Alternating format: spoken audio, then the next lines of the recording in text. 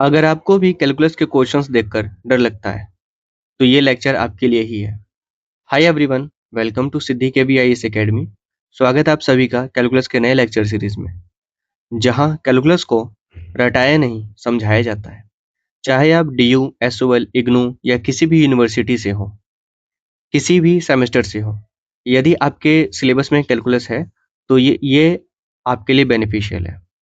ये लेक्चर आपको exam level तक ले जाएगा, जहां हम बेसिक से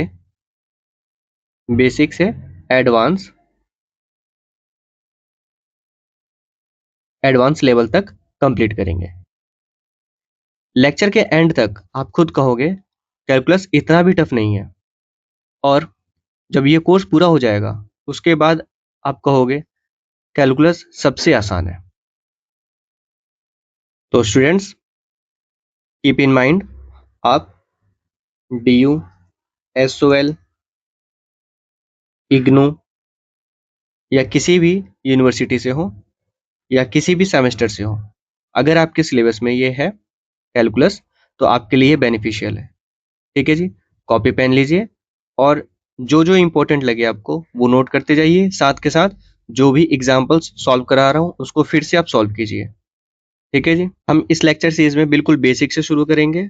आपको वो चीज आती है या नहीं आती है, 10+2 लेवल के भी क्वेश्चंस या उसके हम कॉन्सेप्ट्स को हम यहाँ पे डिस्कस करेंगे। ठीक है, अगर आपको आता है तो स्किप करना चाहे तो स्किप कर सकते हैं, नहीं तो अगर आप देखेंगे तो आपके लिए बेनिफिशियल ही है।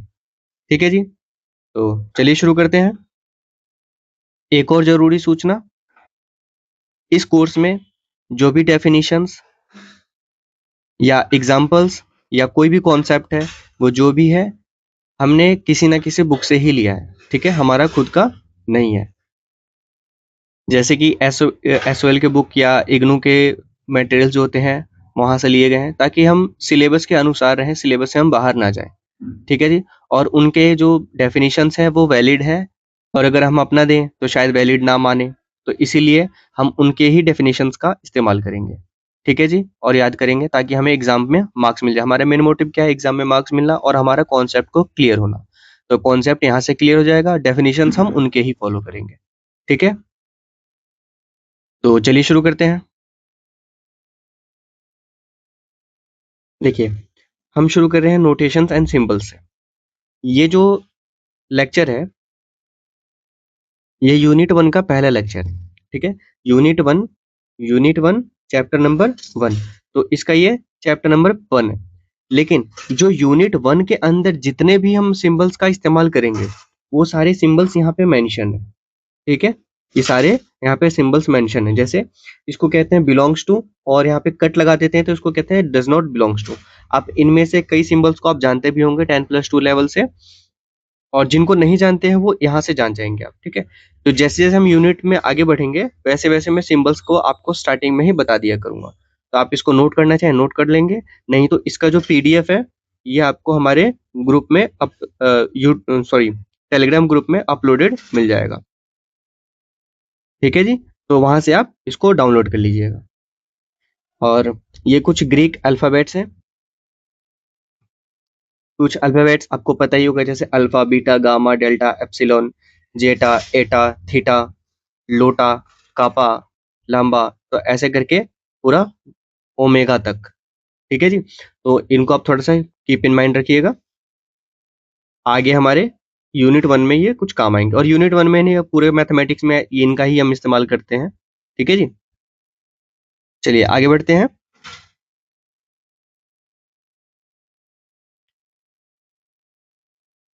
Topic number 1, sets. What do you understand by sets? Sets से आप क्या समझते हैं? क्या है आपके अनुसार सेट्स? ध्यान रखिएगा, मैंने डेफिनेशन नहीं पूछा, नो डेफिनेशन। ठीक है, डेफिनेशन नहीं पूछा मैंने। मैंने क्या पूछा कि आप सेट से क्या समझते हैं?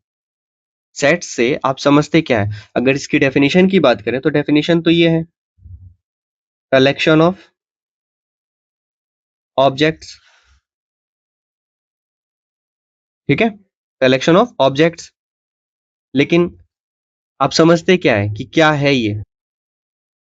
जैसे देखिए,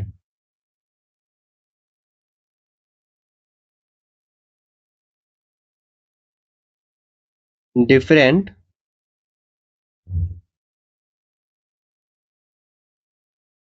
types of collection of objects, ठीक है, लाइक क्या? स्टैम्प, स्टैम्प कौन सा? पोस्ट स्टैम्प जो होता है वो, या फिर कॉइन्स, किसी को कॉइन इकट्ठा करने का शौक होता है, पुराने पुराने कॉइन्स, तो कॉइन्स, ठीक है जी। इसके बाद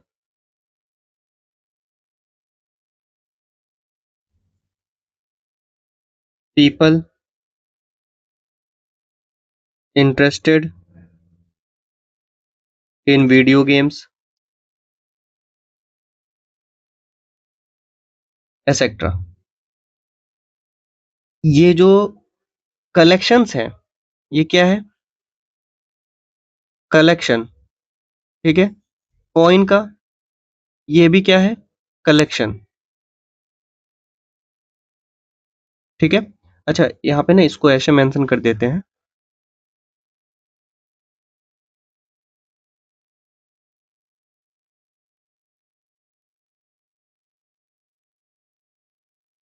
कलेक्शन ऑफ स्टैम्प, कॉइन्स या people interested in video games. तो ये सारे क्या है? कलेक्शन है, ठीक है। किसके? स्टैम्प के, कॉइन्स के, और पीपल जो इंटरेस्टेड है वीडियो गेम्स में।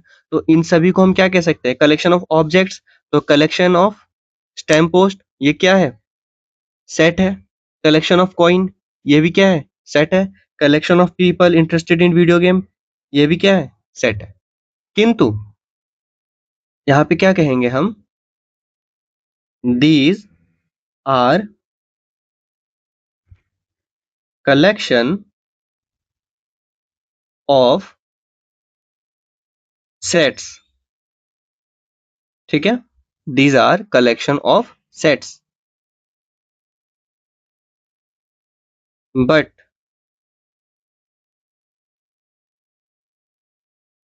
some of them are not, ठीक है। मतलब इन तीनों में से कुछ तो है ये सारे के सारे कलेक्शन है, इसमें नो डाउट, ठीक है। कलेक्शन ऑफ ऑब्जेक्ट्स, इसमें कोई डाउट नहीं है।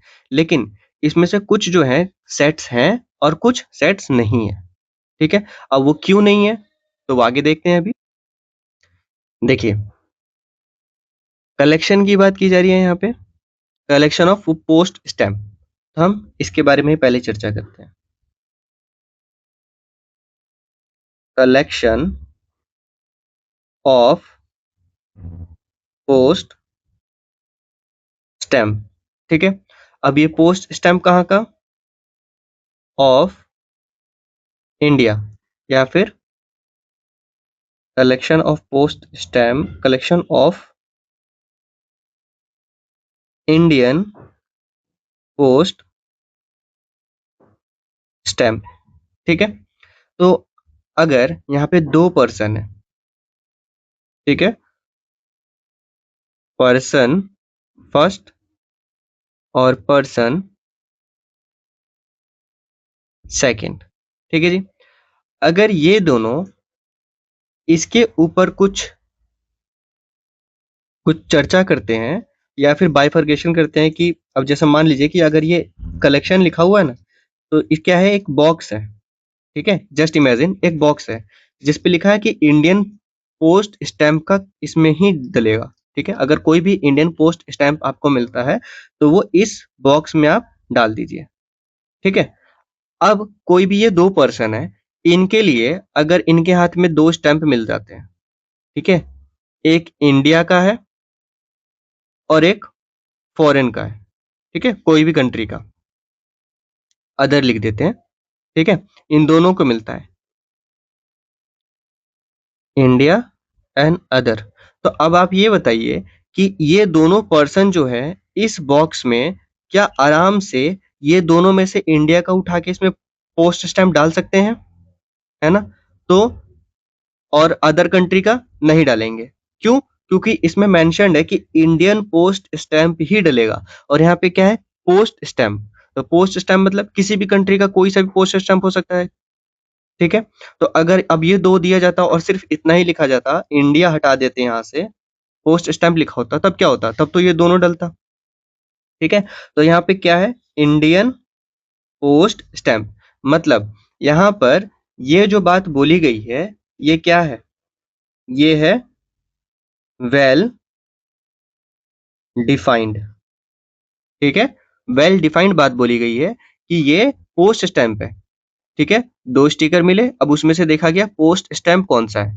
अब पोस्ट स्टैम्प 2 मिल गया, इंडिया का और अदर कंट्री का। अब देखा गया कि इंडिया का पोस्ट स्टैम्प ही लेना है, तो इंडिया का पोस्ट स्टैम्प लिया और इसमें डाल दिया, इंडिया का पोस्ट स्टैम्प लिया और इसमें डाल दिया। तो अब क्या है ये बात? ये है वेल डिफाइंड। मतलब हमारे पास जो डेफिनिशन है सेट का, वो क्या हो गया? नेक्स्ट पेज पे लिखते हैं, डेफिनिशन ऑफ सेट क्या है? A well defined collection of sets is called, sorry, sets नहीं, collection of objects is called sets। ठीक है जी। अब एक और एग्जांपल देखिए जो बुक में गिवन है। एग्जांपल, all female pilots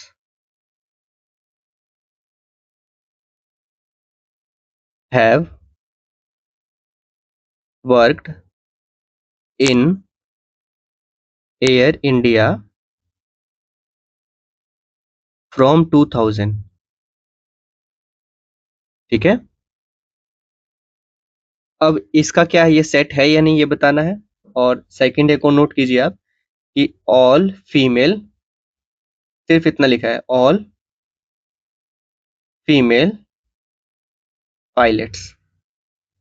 ठीक है? अब इन दोनों में से वेल डिफाइंड कलेक्शन कौन सा है? बताइए। बिल्कुल ये वाला है। क्यों? क्योंकि इस वाले में क्या बोला? ऑल फीमेल पायलट्स, सभी फीमेल पायलट्स की बात की गई है। तो ये फीमेल पायलट्स इंडिया के भी हो सकते हैं, चाइना के भी हो सकते हैं, जापान के भी हो सकते हैं, यूएसए के भी हो सकते हैं। मतलब किसी भी कंट्री का सभी फीमेल पायलट्स की बात की जा रही है सिर्फ, है ना? यहाँ पे मेंशन ही नहीं किया गया कि इंडिया का है कि कहाँ का है। अब इस वाले में देखिए, all female pilots have worked in air India. ठीक है? इसमें क्या है? सिर्फ इंडिया की बात नहीं की गई है, एयर इंडिया की बात की गई है। अब एयर इंडिया से हमें इंडिया कैसे पता लगा? क्योंकि एयर इंडिया जो है वो इंडियन एयरलाइंस है। क्या है? Indian airlines. ठीक है जी। तो इससे क्या पता लगता है कि इंडियन फीमेल पायलट्स की बात की जा रही है। अब एयर इंडिया, अब इसमें भी जो 2000 ईयर जो है, 2000 से लेकर अब तक जिनने वर्क किया है या कर रहे हैं, उन पायलट्स की बात की जा रही है। तो ये क्या है? वेल डिफाइंड कलेक्शन है। Well defined. ठीक है जी। बात क्लियर हुई आपको अच्छे से? ठीक है, आगे बढ़ते हैं।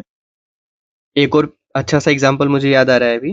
देखिए, अगर ऐसे पूछा पूछा जाए आपसे, ये collection of all intelligent intelligent human being, human beings. अब इसका बताइए कि क्या ये वेल डिफाइंड है? वेल डिफाइंड या नॉट वेल डिफाइंड? बताइए क्या लगता है आपको, वेल डिफाइंड है या नहीं है? देखिए, इंटेलिजेंट ह्यूमन बीइंग की बात की जा रही है, तो इंटेलिजेंट में अगर एक पर्सन वन जो है इंटेलिजेंट है, ठीक है, पर्सन टू के लिए फोर पर्सन टू, तो क्या यही पर्सन वन जो है इंटेलिजेंट है पर्सन टू के लिए, क्या यही पर्सन थ्री के लिए इंटेलिजेंट होगा? अब वो तो उसके समझ की बात है पर्सन थ्री के लिए कि वो उसको इंटेलिजेंट मानता है या नहीं मानता है ना? तो इसीलिए ये वेल डिफाइंड नहीं है, नॉट वेल डिफाइंड। ठीक है, बात समझ आई? चलिए आगे बढ़ते हैं। डेफिनेशन हो गया था, ठीक है। अब कुछ एक्सरसाइज क्वेश्चंस देखिए। एग्जाम्पल से पहले कुछ आप इंपॉर्टेंट नोटेशंस देखिए।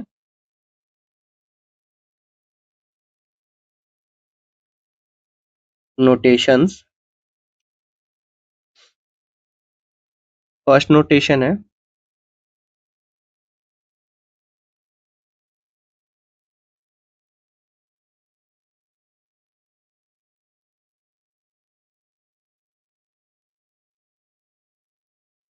इसको कहते हैं नेचुरल नंबर। ठीक है, ये ऐसे भी दिया जा सकता है या फिर इसको थोड़ा सा डार्क करके दिया जा सकता है बोल्ड स्ट्रक्चर में, ऐसे।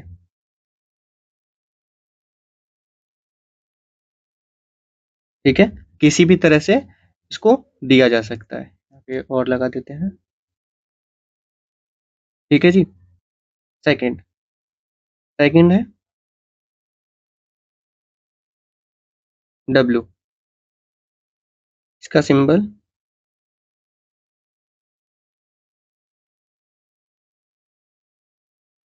ऐसे होता है। ठीक है, या फिर इसको भी बोल्ड करके लिखा जा सकता है,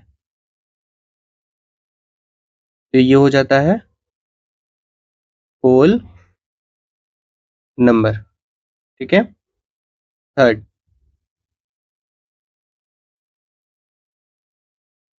जेड या फिर बोल्ड में इसको कहते हैं इंटीजर्स। ठीक है जी। फोर्थ, क्यू,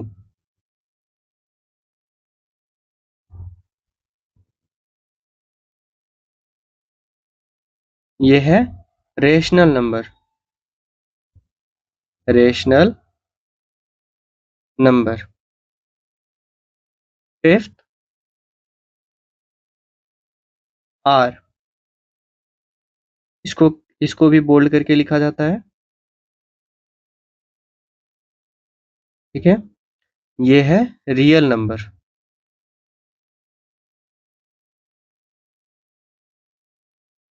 सिक्स्थ, आर हो गया, अब है सी। ठीक है, सी यहाँ से बीच से ऐसे काट देते हैं, इसको बोल्ड करके भी लिखा जाता है, और इसको कहते हैं कॉम्प्लेक्स नंबर। ठीक है जी। क्या आपको पता है इन सभी को क्या कहते हैं? Natural number, one two two three four five six infinity तक। ठीक है, होल नंबर जो जीरो से शुरू होता है, zero one two three four dot dot dot dot dot infinity तक। ठीक है, इंटीजर्स, इंटीजर्स में होता है माइनस इन्फिनिटी से माइनस का टू, माइनस का one, zero, one, two, three dot dot dot dot infinity तक। मतलब नेगेटिव और पॉजिटिव सारे नंबर्स जुड़ जाते हैं इंक्लूडिंग जीरो। ठीक है, उसके बाद रेशनल नंबर। रेशनल नंबर वो होता है जिनको हम k अपॉन v कहिए, p अपॉन q कहिए, या a अपॉन b। ठीक है, इस फॉर्मेट में हम जिनको लिख सकते हैं, जैसे कि one upon two, one upon four, ऐसे जिनको हम लिख सकते हैं वो होते हैं रेशनल नंबर्स। ठीक है जी। इसके बाद रियल नंबर्स। रियल नंबर क्या होता है? कोई भी नंबर जो एक नंबर लाइन पे फाउंड मिलता है, any number found on number line. ठीक है, नेगेटिव हो पॉजिटिव हो, negative positive, rational irrational, rational या इरेशनल, सभी नंबर्स जो है वो रियल नंबर है। ठीक है, मतलब इन सभी को इंक्लूड करके जो बनता है वो रियल नंबर बनता है। कॉम्प्लेक्स नंबर क्या होता है? कॉम्प्लेक्स नंबर में दो पार्ट होते हैं। ठीक है, रियल प्लस इमेजिनरी। ठीक है जी, रियल प्लस इमेजिनरी। जैसे ए प्लस आई बी या फिर के प्लस आई वी। ठीक है जी, तो ये क्या किसको कहते हैं? ये कॉम्प्लेक्स नंबर्स, इनको कॉम्प्लेक्स नंबर कहते हैं। ये रियल पार्ट है और ये इमेजिनरी पार्ट है। इमेजिनरी मतलब जिसमें नेगेटिव साइन जुड़ जाता है। तो ये आई जो है इसको आयोटा भी कहते हैं और इसकी वैल्यू होती है -1, रूट -1। ठीक है, ऐसा कुछ होता है। हम आगे इसके बारे में डिस्कस करेंगे, टेंशन की बात नहीं है। ठीक है जी, कोई दिक्कत यहाँ तक? और अगर इसको और अच्छे से देखना है और समझना है नंबर लाइन वाले स्ट्रक्चर्स को, रियल नंबर्स को, तो हमारा जो लेक्चर सीरीज है सी सेट का, इसमें लेक्चर नंबर 2 एंड 3, इसके अंदर हमने इसको डिस्कस किया है। ठीक है, पूरा स्ट्रक्चर बना के टेबुलर फॉर्म में। ठीक है जी, तो अगर आप देखना चाहें तो देख सकते हैं, बाकी यहाँ से क्लियरिटी मैंने दे दी है आपको। ठीक है, चलिए आगे बढ़ते हैं, कुछ एग्जाम्पल सॉल्व करते हैं। देखिए, which of the following which of the collection mentioned below are sets. अब इनमें से आपको बताना है कि सेट्स कौन है। ठीक है, सेट्स का डेफिनेशन क्या है? Well defined collection of objects, ठीक है, इज कॉल्ड सेट्स। ठीक है, तो इसके अकॉर्डिंग इनमें से ये जो 6 हमारे पास गिवन है, इनमें से कौन सा सेट है और कौन सा सेट नहीं है, बताइए। Collection of all people interested in kabaddi, क्या ये सेट है या नहीं है? यहाँ पे बात इंटरेस्ट की गई है, तो इंटरेस्ट क्या हो सकता है? चेंज भी हो सकता है। ठीक है, तो ये वेल डिफाइंड नहीं है। ठीक है जी, वेल डिफाइंड कलेक्शन नहीं है। क्यों? क्योंकि एक तो ये इंटरेस्ट की बात कर रहा है, दूसरा यहाँ पे और कोई यहाँ पे वो नहीं दे रहा है, डिफाइन नहीं कर रहा है कि ये कहाँ के लिए है, किसके लिए है, कितना इसमें हमें इंक्लूड करना है। ठीक है जी, तो ये वेल डिफाइंड नहीं है, तो ये सेट नहीं है, नॉट सेट। ठीक है, next, the collection of all those people who have been to Mars. अब यहाँ पे क्या बोला है? सभी व्यक्ति, ठीक है, जो मार्स पर जा चुके हैं अब तक, उन सभी का कलेक्शन। तो अब ये बताइए, यहाँ पे कलेक्शन क्या बोल दिया कि पूरे वर्ल्ड से ये जो मार्स है, यहाँ पर वो पीपल गए हों, उनका एक कलेक्शन बताओ। तो मार्स पे अभी तक कोई गया है? नहीं गया है। ठीक है, तो ये क्या है? वेल डिफाइंड है कि वो मार्स पे, चाहे कोई भी इंसान हो, मार्स पे पहुंचा होना चाहिए।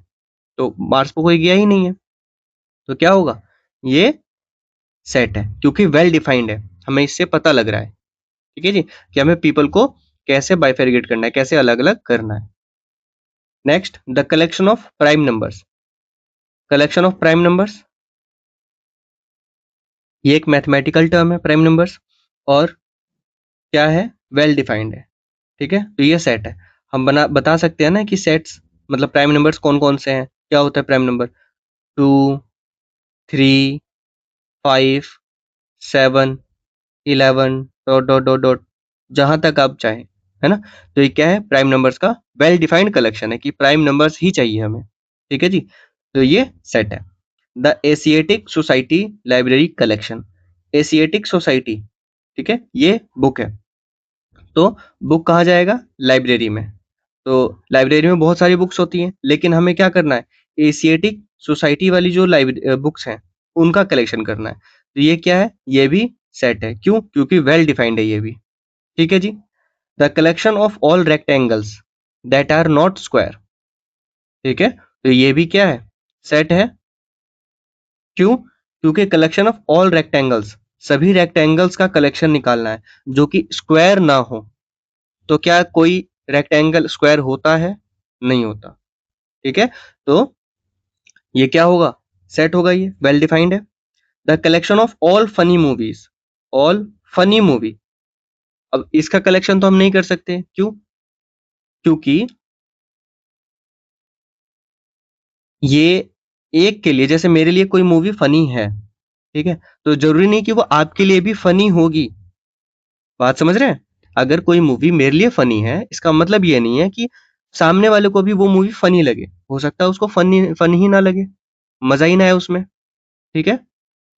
तो ये well defined collection of set नहीं है, so this is not a set, ठीक है। बात समझ आई।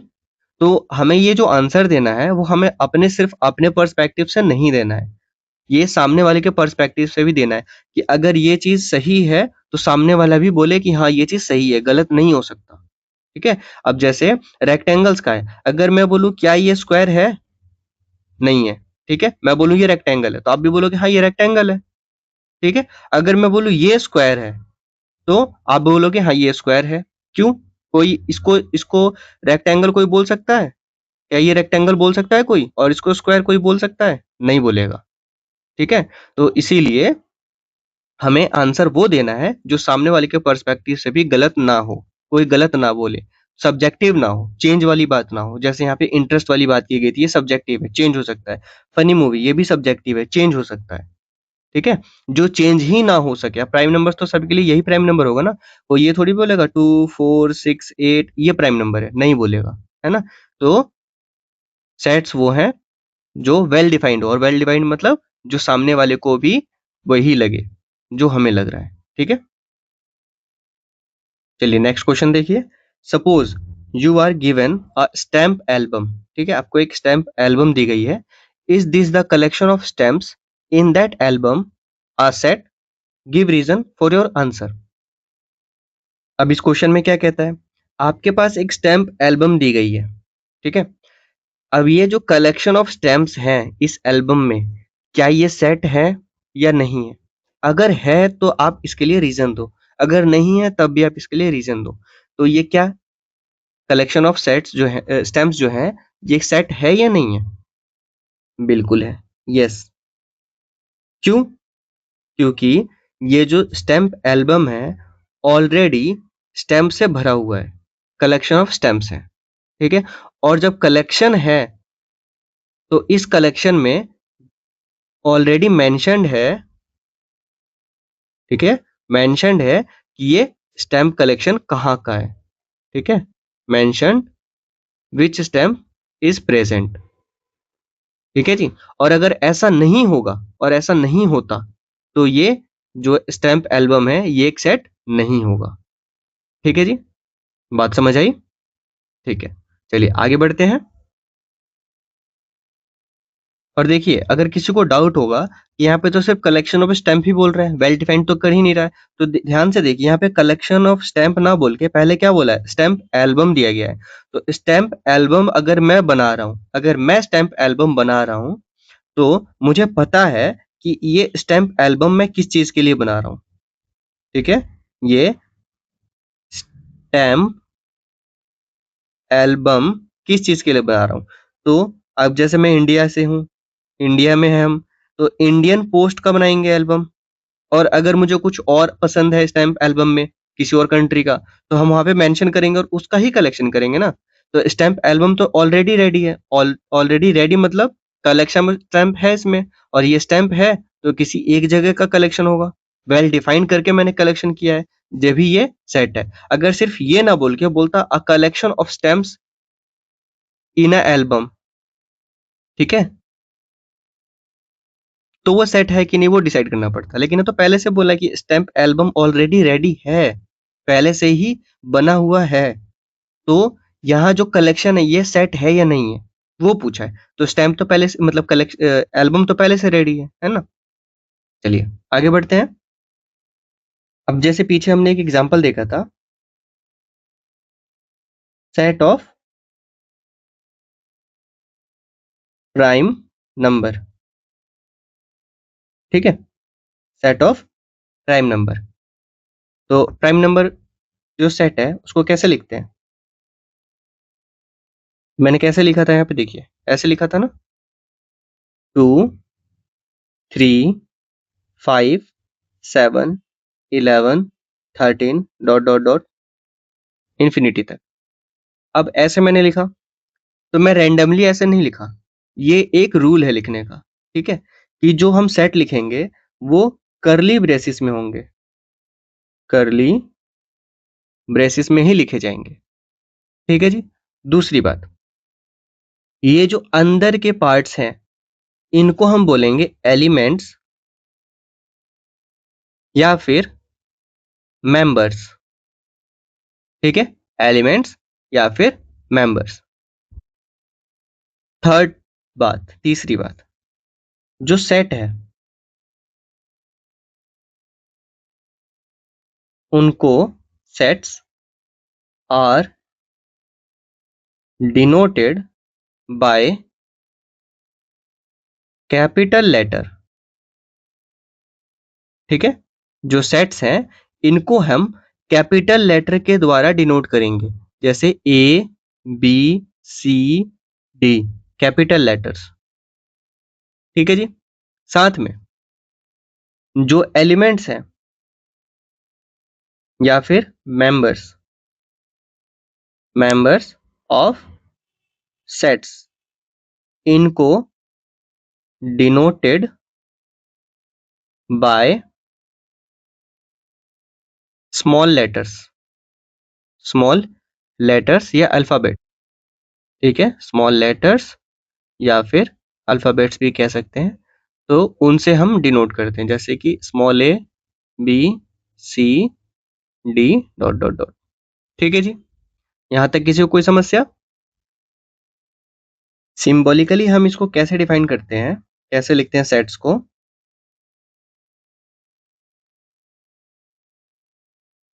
Symbolically written as A is an element या member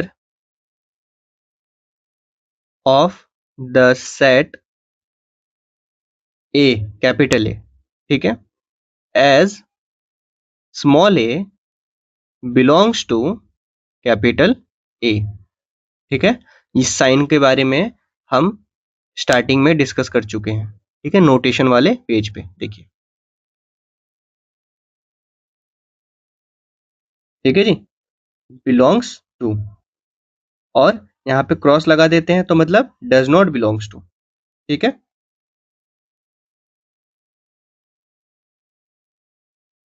बात समझ आई यहाँ तक? वहीं अगर ये बिलोंग नहीं करता तो हम क्या लिखेंगे? Same to same, A is not an element या फिर member of the set A as small A does not belongs to capital A. बात समझ आई अच्छे से?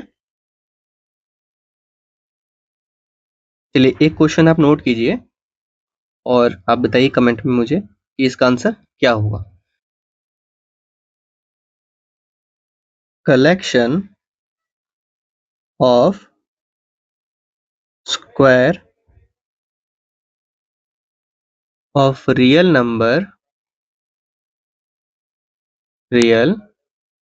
नंबर्स नहीं, ऐसे नहीं, collection of real numbers whose square is negative be a set। क्या ये सेट है? ठीक है, collection of real numbers whose square is negative be a set। क्या ये सेट होगा या नहीं होगा, ये आपको बताना है। ठीक है, कमेंट। चलिए आगे बढ़ते हैं। अब बारी आती है एम्प्टी सेट। ठीक है, अब एम्प्टी सेट क्या होता है? देखिए, अभी मैंने आपसे क्या क्वेश्चन पूछा, collection of real numbers whose square is negative.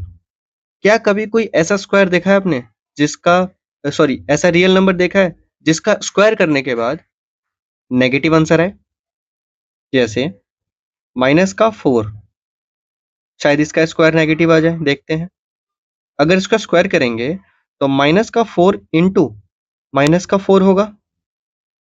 Minus और माइनस हमें पता है क्या होता है, प्लस हो जाता है, और 4 इंटू 4 16 हो जाएगा। तो पॉजिटिव का ही आएगा हर बार।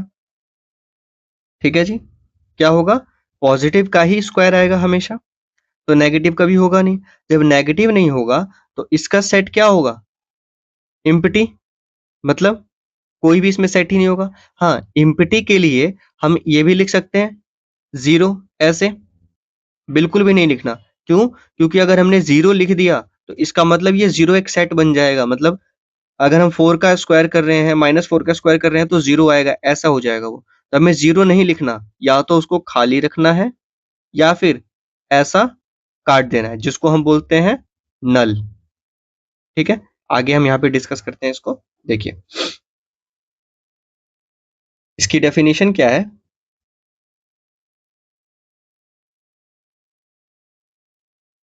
Definition, a set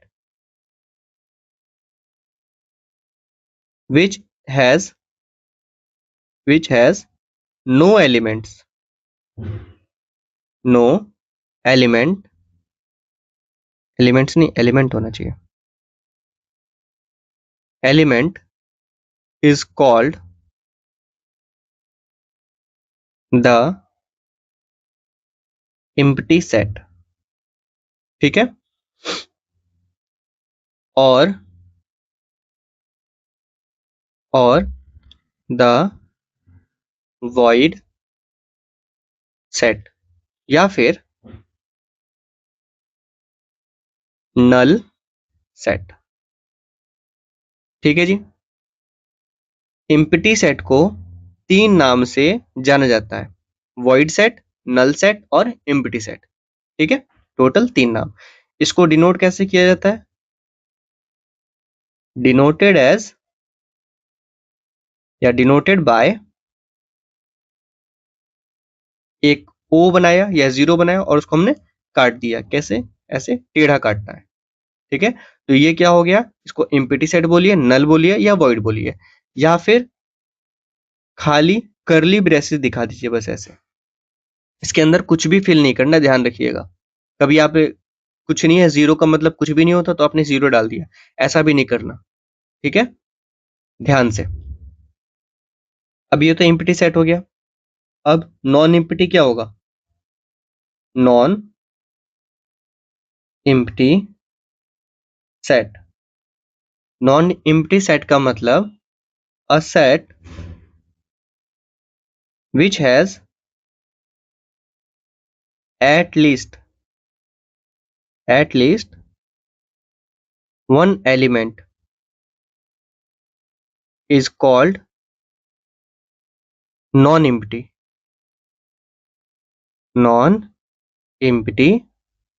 set। ठीक है, इसको क्या बोलेंगे? Non empty set.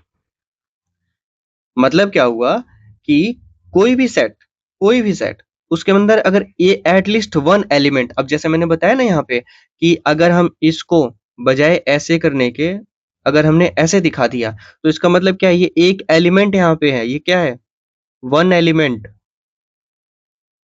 ठीक है, या फिर मेंबर किसका, सेट का। तो अगर ये मेंबर यहाँ पे प्रेजेंट ही है तो एम्प्टी कैसे हुआ, खाली कैसे हुआ, ठीक है जी, मतलब वो खाली नहीं है। तो ये क्या हो जाएगा, नॉन एम्प्टी सेट बन जाएगा, ये नॉन एम्प्टी सेट बन जाएगा ये, ठीक है। तो नॉन एम्प्टी सेट बनने के लिए क्या होता है, at least one element present होना चाहिए उस सेट का belongs to this that set, ठीक है। तो ये क्या हो जाएगा, नॉन एम्प्टी सेट बन जाएगा। नॉन एम्प्टी सेट को डिनोट करने के लिए हमारे पास दो तरीके हैं, ठीक है।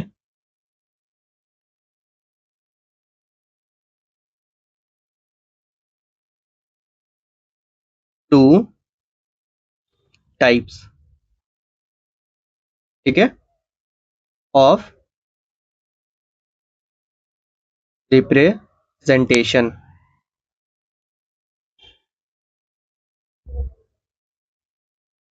ठीक है जी।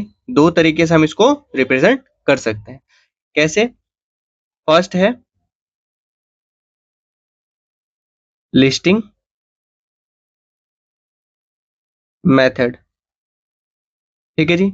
और सेकंड, ये फर्स्ट, और सेकंड क्या है, property method,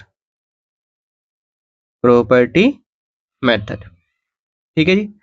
listing method, listing method में क्या होता है, लिस्टिंग मेथड में क्या होता है, all elements to be mention, ठीक है, सभी एलिमेंट्स को हमें मेंशन करना होता है। और दूसरा, इनको हमेशा कर्ली ब्रेसिस में ही लिखना होता है, ठीक है, कर्ली ब्रेसिस के अंदर हमें इन सभी एलिमेंट्स को मेंशन करना होता है। तो ये क्या हो जाते हैं, लिस्टिंग मेथड। अब इस लिस्टिंग मेथड को दो नाम से जानते हैं, ठीक है, इस लिस्टिंग मेथड को दो नाम से जाना जाता है। कौन कौन सा, देखिए, फर्स्ट है टेबुलर मेथड या टेबुलर मेथड, ठीक है जी। फर्स्ट टेबुलर मेथड या फिर रोस्टर मेथड, ठीक है जी। लिस्टिंग मेथड को, लिस्टिंग मेथड में हमें सारे एलिमेंट्स को मेंशन करना पड़ता है लगभग, ठीक है, और इनको कर्ली ब्रेसिस से डिनोट किया जाता है। दूसरा, लिस्टिंग मेथड को हम दो नाम से और जानते हैं, जिसको कहते हैं टेबुलर मेथड या फिर रोस्टर मेथड। बात समझ आई यहां तक, ठीक है। अब देखिए, प्रॉपर्टी मेथड में हम क्या करते हैं, प्रॉपर्टी मेथड में हम डिस्क्राइब करते हैं, डिस्क्राइब द सेट, ठीक है। अब इसको कैसे डिस्क्राइब करते हैं, इनकी हम कॉमन प्रॉपर्टी को डिस्क्राइब करते हैं। क्या करते हैं, कॉमन प्रॉपर्टी ऑफ सेट, जो प्रॉपर्टी जो सेट है उसके हम एक कॉमन प्रॉपर्टी निकालते हैं और उसको हम डिफाइन करते हैं, और जब वो उसमें सेट हो जाता है तो वो प्रॉपर्टी मेथड बन जाता है, ठीक है। जैसे एग्जाम्पल के तौर पे अगर हम बात करें तो P is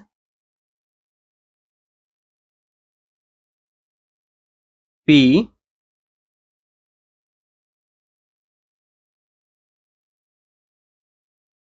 set of all prime numbers, ठीक है। क्या है, P जो है वो सेट है किसका, प्राइम नंबर्स का, ठीक है। तो ये हमने क्या किया, कॉमन प्रॉपर्टी क्या निकाली, प्राइम नंबर। तो अब ये डिफाइन कर रहा है P को, ठीक है जी, बात समझ आई, ठीक है।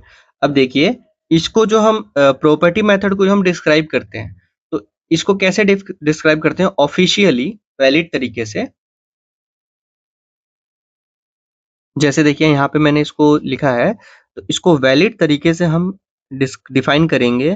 तो कर्ली ब्रेसेस में P और एक ऐसे लाइन लगाएंगे और फिर बोलेंगे P is a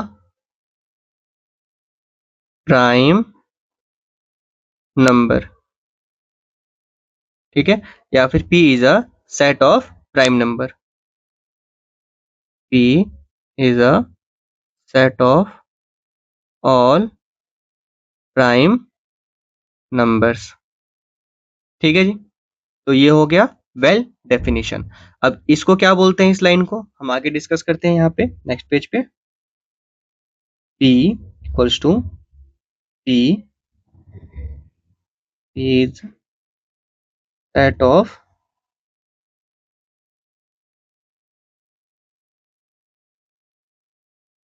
all prime numbers.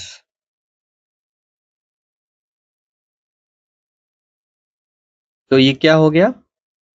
इसको बोलते हैं सच दैट, सच दैट, ठीक है? इसको ऐसे भी लिख सकते हैं या फिर और ऐसे दो डॉट लगाने पे इसको भी हम सच दैट बोलते हैं। तो आपको जो अच्छा लगे आप वो इस्तेमाल कर सकते हैं बुक में या फिर कहीं पे क्वेश्चन पेपर में, दोनों में से कोई सा भी साइन इस्तेमाल किया जा सकता है। तो प्लीज कंफ्यूज मत होइएगा, ठीक है? एक और एग्जांपल देखिए। T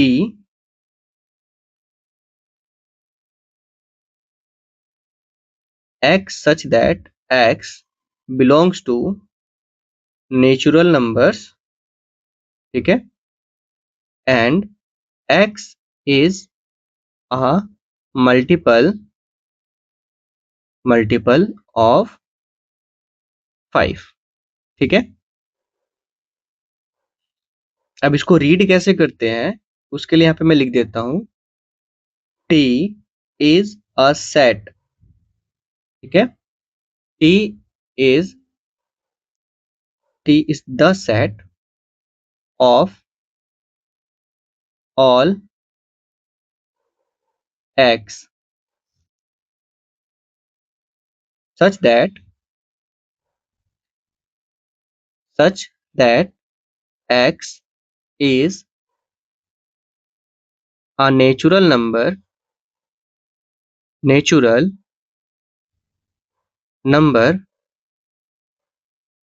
and x is a multiple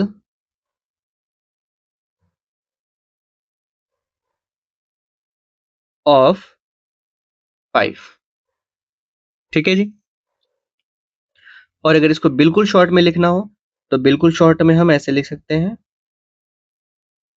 shortly कैसे लिख सकते हैं इसको? T equals to x belongs to natural number such that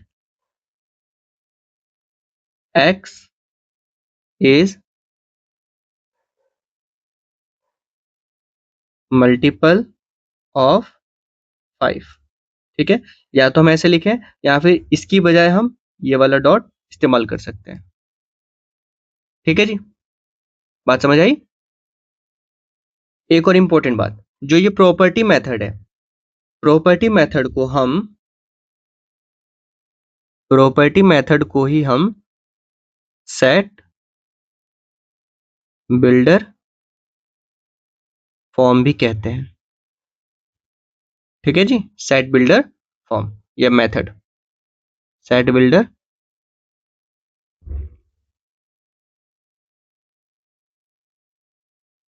form या फिर मेथड, ठीक है जी? एक नोट पॉइंट,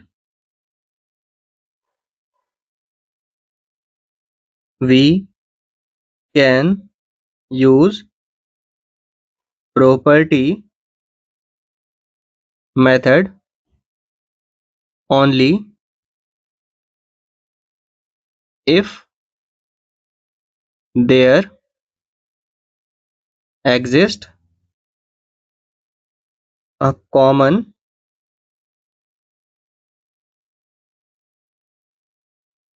प्रॉपर्टी, ठीक है, इन द सेट। अगर सेट में कॉमन प्रॉपर्टी उपलब्ध है, अवेलेबल है, तभी हम प्रॉपर्टी मेथड का इस्तेमाल कर सकते हैं, अन्यथा नहीं कर पाएंगे। ठीक है जी। फॉर एग्जाम्पल मान लीजिए ये एक सेट है X और इसके अंदर आपको मेंशन की गई है कोची 5 और पाई। ठीक है, ये एक वैलिड एग्जाम्पल है। अब ये बताइए ये सेट है या नहीं है? तो इसका आंसर होगा यस, ये सेट है। क्यों? क्योंकि वेल डिफाइंड कलेक्शन है एलिमेंट्स का। क्या क्या? कोची एक शहर का नाम है, ये नंबर है और ये एक मैथमेटिकल नोटेशन है, सिंबल है। ठीक है, लेकिन यहाँ पे अगर हम इसको प्रॉपर्टी मेथड से लिखें या सेट बिल्डर फॉर्म में कन्वर्ट करें तो वो नहीं हो पाएगा। क्यों? क्योंकि इसमें कॉमन प्रॉपर्टी कोई सी भी नहीं है। ठीक है जी, बात समझ आई? तो हम प्रॉपर्टी मेथड या सेट बिल्डर फॉर्म हम सभी पे अप्लाई नहीं कर सकते हैं। जिसके में कॉमन प्रॉपर्टी होगी, कॉमन प्रॉपर्टी एग्जिस्ट कर रही होगी, हम उसी पे ये अप्लाई कर सकते हैं। ठीक है, कुछ एग्जांपल सॉल्व करते हैं। देखिए example number 2, which of the following statement are true. इनमें से कौन सा स्टेटमेंट है जो कि ट्रू है? ठीक है, first 0.2 belongs to natural numbers. क्या 0.2 नेचुरल नंबर से बिलोंग करता है? बताइए। नहीं करता। ठीक है, और आगे क्या बोला है? Change those that are false to obtain correct statement. Correct statement के लिए इनको चेंज करना है। तो यहाँ पर सही स्टेटमेंट क्या हो जाएगा इसका? ये गलत है। क्यों? क्योंकि नेचुरल नंबर्स n मतलब क्या है? Natural number. और नेचुरल नंबर क्या होते हैं? 1 2 3 4 डॉट डॉट डॉट इन्फिनिटी तक। इसमें कहीं भी डेसिमल का जिक्र नहीं है। ठीक है जी, तो 0.2 है तो ये क्या होगा? 0.2 जो है वो बिलोंग करेगा किससे? रियल नंबर से। ठीक है, रियल नंबर से, या फिर 0.2 बिलोंग करेगा रेशनल नंबर से। ठीक है जी, किससे? रेशनल नंबर से। क्यों मतलब रेशनल नंबर? अब रेशनल नंबर क्या होता था? ए अपॉन बी बोलिए या फिर पी अपॉन क्यू, इस फॉर्म में, मतलब डेसिमल में जाएगा तो ये डेसिमल में ही है। ठीक है, सेकंड √9 बिलोंग्स टू जेड, मतलब √9 जो है वो इंटीजर से बिलोंग करता है। Sorry, does not belongs to. √9 does not belongs to Z, मतलब √9 इंटीजर से बिलोंग नहीं करता है। अब अगर जरा हम इसको सिंप्लीफाई करें, √9 का मतलब अगर हम रूट स्क्वायर रूट निकाले तो क्या आएगा? 3 आएगा। अब क्या बोला है? 3 जो है वो does not belong to Z, तो क्या 3 इंटीजर से बिलोंग नहीं करता? हमने क्या बोला था कि इंटीजर मतलब जेड मतलब क्या हो गया? नेगेटिव इंफिनिटी से माइनस का 1 0 1 2 3 इंफिनिटी तक। ठीक है, तो यहाँ पे 3 आ रहा है बीच में, मतलब ये बिलोंग कर रहा है। तो इसको सही करने के लिए हमने क्या करना होगा? √9 बिलोंग्स टू जेड। ठीक है, तो अब ये करेक्ट स्टेटमेंट हो गया। ठीक है जी, इसको यहाँ पे ये भी गलत था, मतलब फॉल्स। ठीक है, थर्ड स्टेटमेंट क्या बोलता है? √2 बिलोंग्स टू आर, मतलब √2 जो है वो रियल नंबर से बिलोंग कर रहा है। तो रियल नंबर पे मैंने क्या बताया था? सारे के सारे नंबर्स जितने भी एग्जिस्ट करते हैं वो सारे के सारे रियल नंबर्स में आएंगे। ठीक है, तो ये स्टेटमेंट क्या है? करेक्ट है। ठीक है जी, नेक्स्ट क्या बोला है? √2 बिलोंग्स टू क्यू। क्यू मतलब रेशनल नंबर। तो क्या ये रेशनल नंबर है? √2 नहीं है, तो ये क्या होगा, ये भी हो जाएगा गलत। ठीक है जी, ये भी गलत हो जाएगा। क्यों? क्योंकि √2 की अगर हम वैल्यू निकालें तो क्या निकलता है, 1.414213 dot dot dot dot dot चलता चला जाता है, खत्म नहीं होता। ठीक है, मतलब टर्मिनेट नहीं होता। तो ये क्या है, ये एक इरेशनल नंबर है, इरेशनल नंबर। ठीक है, अब इरेशनल नंबर है, लेकिन क्यू का साइन क्या कहता है, रेशनल बोलता है।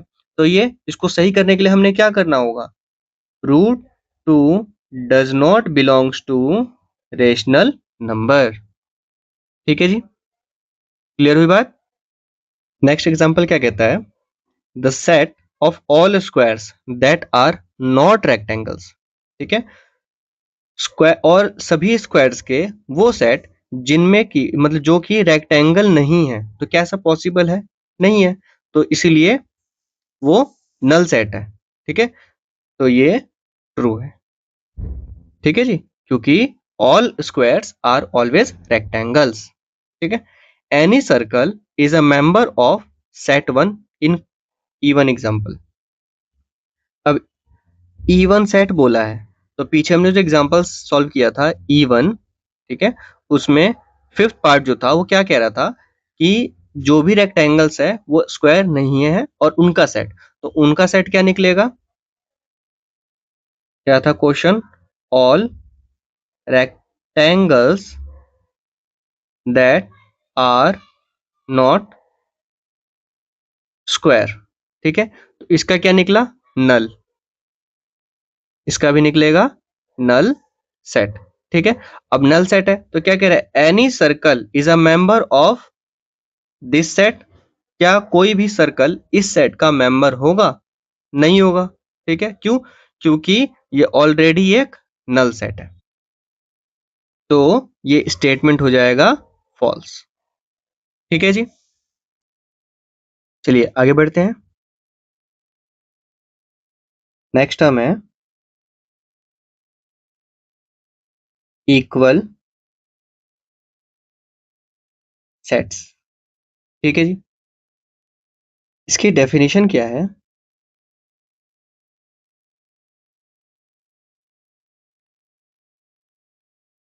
डेफिनेशन कहता है two sets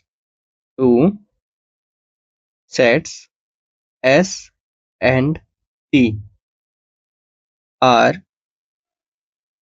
called equal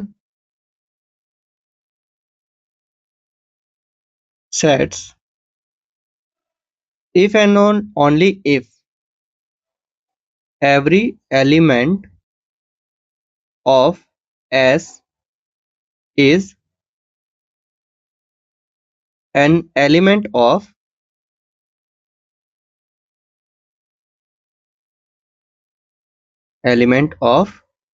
T, and every element of T is an element of S। ठीक है जी, इसको डिनोट कैसे किया जाता है, डिनोटेड एज या denoted by S is equals to T। कहने का मतलब दो सेट S और T, ये दोनों हम इसको इक्वल सेट बोलेंगे इन दोनों को, कब, S इक्वल टू T बोल सकते हैं कब, जब element of S is an element of T, मतलब जो एलिमेंट S में है वही एलिमेंट्स T में हो, और जो T में एलिमेंट हो वही एलिमेंट S में हो, हम दोनों तरीके से कह सकते हैं। ठीक है, तो ऐसा केस बनता है तभी ये सेट दोनों सेट इक्वल होंगे। ठीक है जी, एग्जाम्पल, S इक्वल्स टू 1 2 3 3। ठीक है, T इक्वल्स टू 1 2 3, तो क्या S इक्वल टू T है, बिल्कुल। ठीक है जी, S इक्वल्स टू T है, और अगर यहाँ पर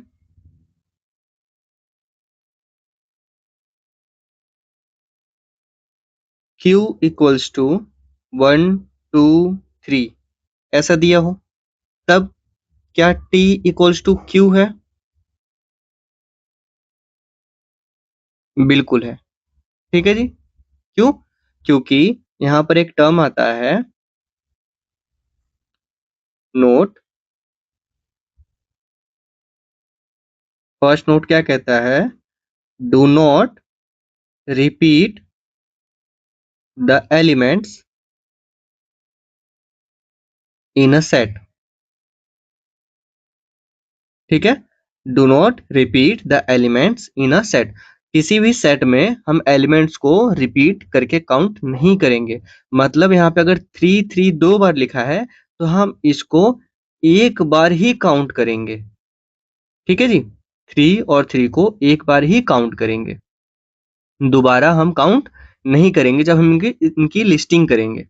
ठीक है, जैसे हम S और T को हम लिस्टिंग कर रहे थे तो 1 इक्वल टू 1 2 इक्वल टू 2 और ये दोनों 3 इक्वल टू इसका 3। ठीक है, second note,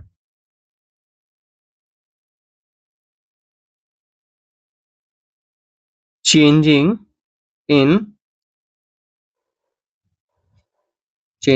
in order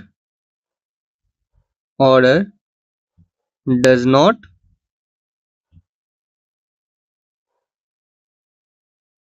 alter the set.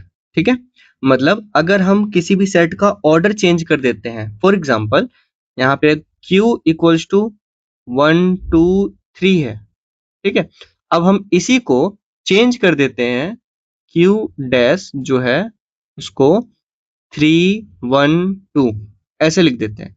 तो ये चेंज जो हो गया तो इसका मतलब ये नहीं है कि ये अलग अलग है, ये दोनों एक ही सेट है। ठीक है, जिसमें कि 1 2 3 और 1 2 3 दोनों में कॉमन है। ठीक है, तो अगर हम चेंज करते हैं तो वो सेट पे अफेक्ट नहीं करता है, सेट को नहीं बदल सकता, वो सेट क्यू ही रहेगा। ठीक है, इज इक्वल्स टू क्यू ऐसे। ठीक है, थर्ड पॉइंट क्या कहता है? थर्ड नोट,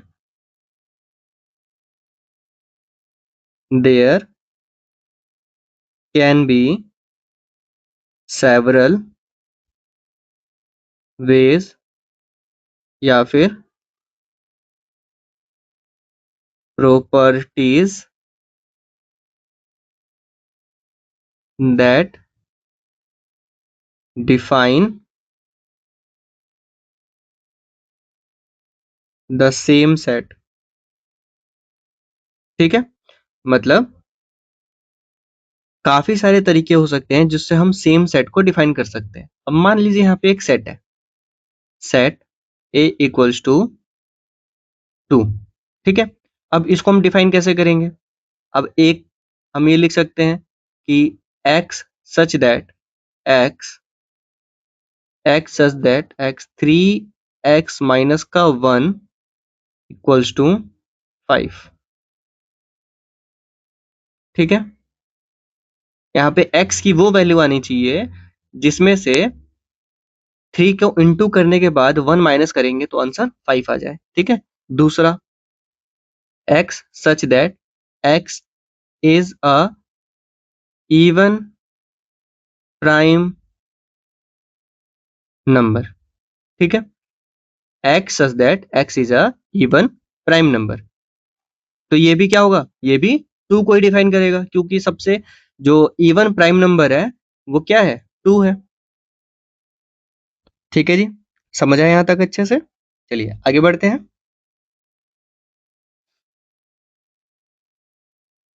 एक एग्जांपल देखिए, अगर मैं आपसे पूछूं कंसीडर द सेट एस, ठीक है, ऑफ स्टूडेंट्स। ठीक है जी, अब ये स्टूडेंट्स किसके हैं? जो कोर्स ले रखे हैं,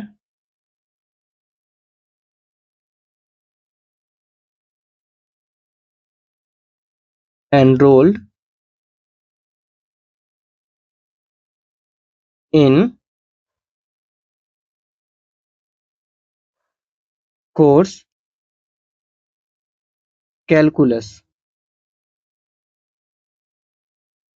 ठीक है जी।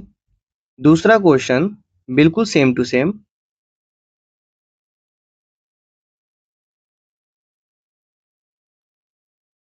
ठीक है, इसको हम नाम दे देते हैं के। ठीक है जी। और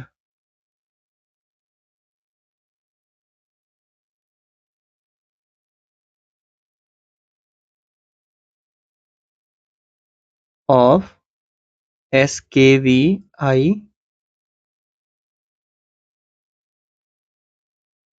AS।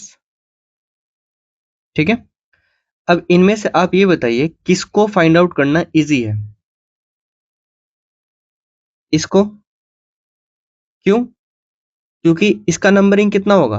इसका नंबरिंग मैक्स टू मैक्स 1000, 10,000, है ना, इतना ही हो सकता है। लेकिन इसको काउंट करना, क्या इसमें 10,000 ही होंगे?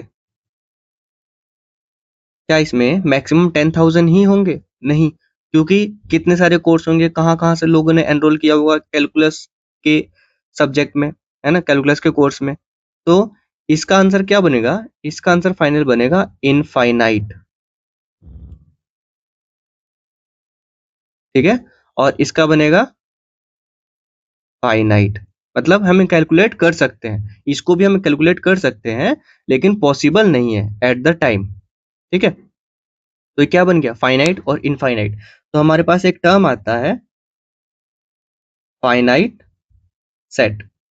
ठीक है, और दूसरा क्या आता है? Infinite set. ठीक है जी। अब इसकी डेफिनेशन क्या होगी?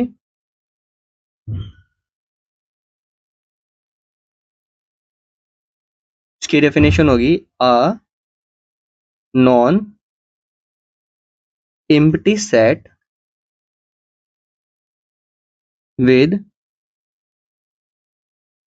finitely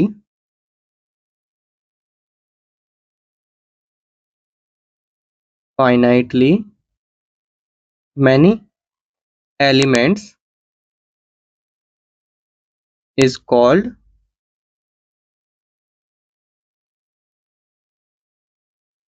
finite set। ठीक है जी। और इसका डेफिनेशन क्या बनेगा?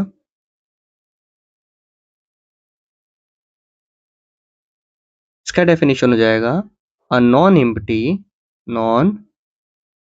Empty set with infinitely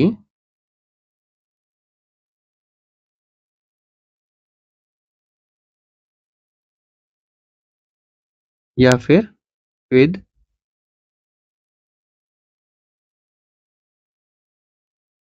which is not finite, which is not finite is called an infinite set। infinite set। ठीक है जी, क्लियर हुआ बात?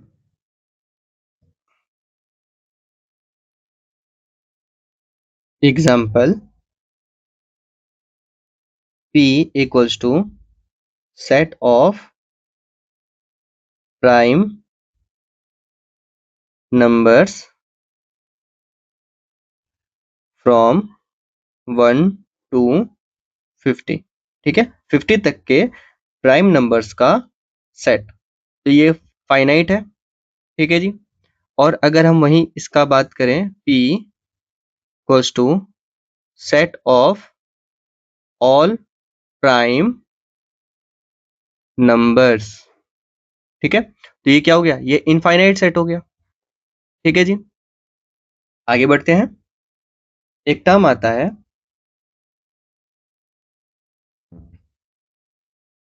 कार्डिनल। ठीक है, क्या है? कार्डिनल, या फिर इसको कॉमनली कार्डिनैलिटी भी बोलते हैं। ठीक है, कार्डिनैलिटी लिखते हैं हम। ये क्या होता है? The number of all elements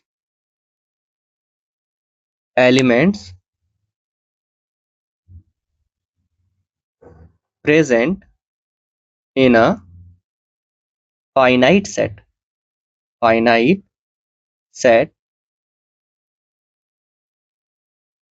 is called the cardinality of that set।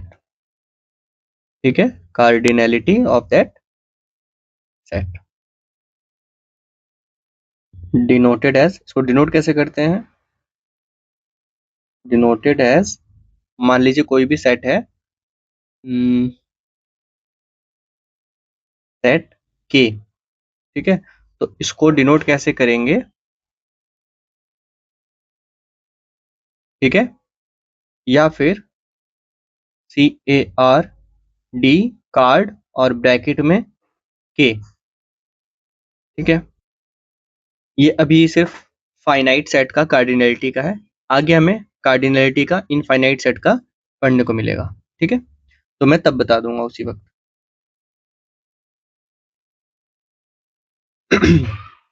देखिए नेक्स्ट पॉइंट क्या आता है? Singleton set. ठीक है जी, सिंगलेटन सेट में क्या होता है? इसकी अगर डेफिनेशन की बात करें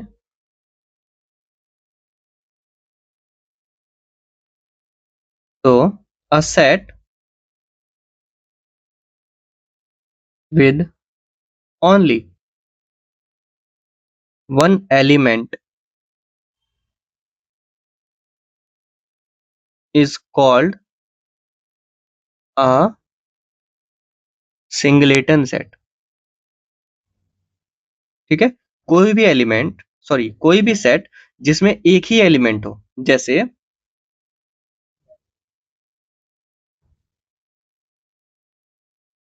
k equals to x such that x is an even prime number। ठीक है, तो इसका वैल्यू क्या हो जाएगा? k equals to 2। ठीक है जी, तो इवन प्राइम नंबर है 2, तो ये क्या हो गया? ये एक सिंगलेटन सेट हो गया। ठीक है, बात क्लियर हुई यहां तक? आगे बढ़े। ठीक है, अब यहाँ पे एक नोट पॉइंट हमने जो यहाँ पे लिखा था कितना, 3 हुआ था ना, तो इस नोट पॉइंट में एक और नोट ऐड कर लीजिए, नोट 4। ये क्या है? द empty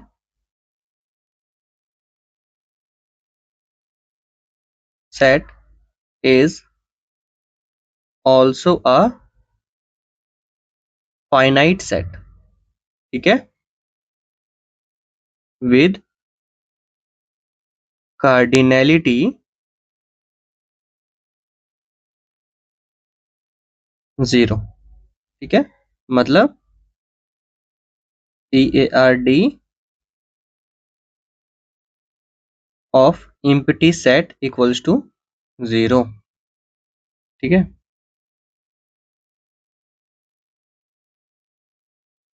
यहाँ पे E कर देते हैं।